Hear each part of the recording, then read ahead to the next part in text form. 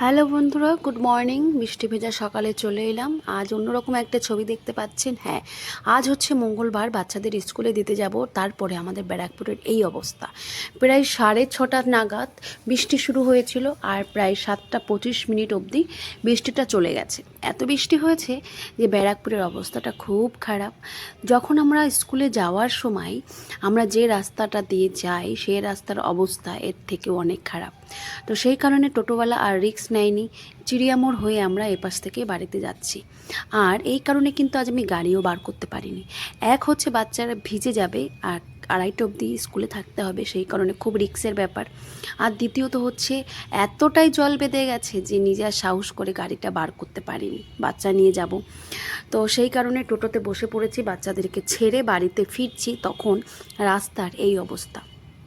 যথারীতি টোটোটা এক জায়গাতে ফেসে গেছিলো, তো সেখান থেকেও পার করে এগিয়ে সামনে নেওয়া হয়েছে।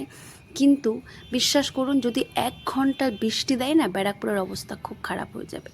অ্যাকচুয়ালি জল যাওয়ার মতন আর জায়গায় নেই, কিছু করার নেই। তো যথারীতি টোটোতে বসে বাড়ির দিকে রওনা দিয়েছি। তো যেতে যেতে আপনাদের সকলের বিশ্ববিখ্যাত দাদা বৌদি হোটেলের সামনেও দেখেছেন পুরো সুইমিং হয়ে গেছে। কিচ্ছু করার নেই, এইভাবেই কিন্তু মানুষের জীবনযাপন করতে হয়, কারণ প্রকৃতিটা কখন কিভাবে আমাদের সামনে আসবে আমরা জানি না। তো সমস্ত সমস্যার জন্য আমাদের সব সময় প্রস্তুত হয়ে থাকতে হয়।